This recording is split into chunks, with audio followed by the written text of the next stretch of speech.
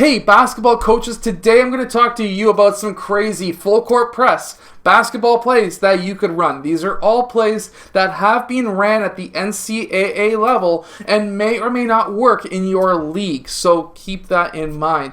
Let's get down to the clipboard. Let's check out these plays. I hope that you enjoy them because they are absolutely ridiculously crazy.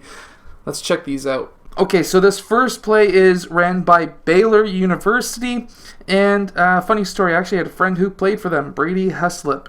He is absolutely amazing. I hope he has a fantastic retirement from basketball. But these players all lined up at the baseline. Now, I'm going to tell you right now, if your league, like the NFHS, doesn't allow you to line up on the baseline, what you need to do is just have them line up just inside of the baseline. So just keep that in mind. You don't have to start on the baseline. Next, what we see is this player, he runs strictly down court.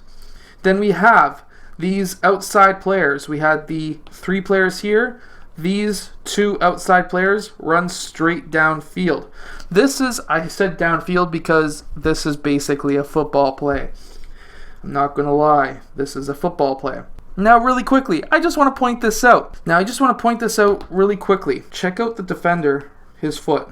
That is 100% an intentional technical foul. Now, going on from there, we have the inside player who runs straight up and then he does a quick cut back towards the baseline. Remember how I was saying this is a football play? Yep.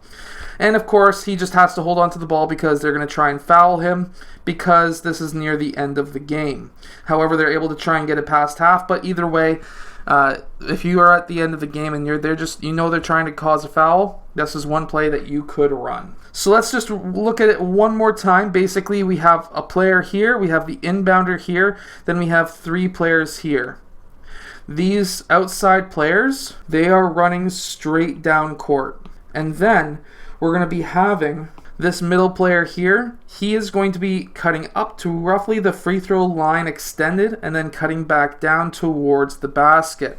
And then we're going to have an inbounds pass from the inbounds player to that red middle player. So this play does seem to work quite well, at least for Baylor, and it might work pretty well for you. Now we have one ran by another college or university, and of course this is a different variation of the same exact play. So we've got one player along the sideline, then we have three players along over here. Now, what we're going to see here is the inside player, he's going to be cutting inwards while these other players are running down court.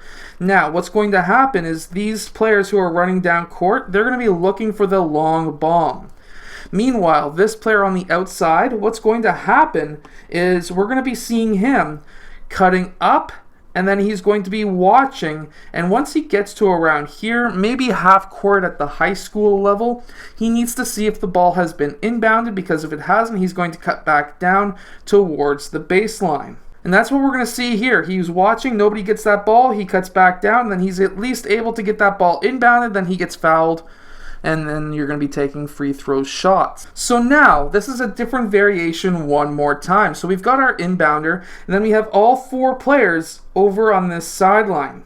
So what we're going to see here is initially is the outside players, they are running down court. Next, what we're going to see is this middle inside player towards the ball. He's going to be cutting along the baseline towards the other side. Remembering in some leagues like the NFHS, you usually are not allowed to go back out of bounds, so keep that in mind when you are running this play.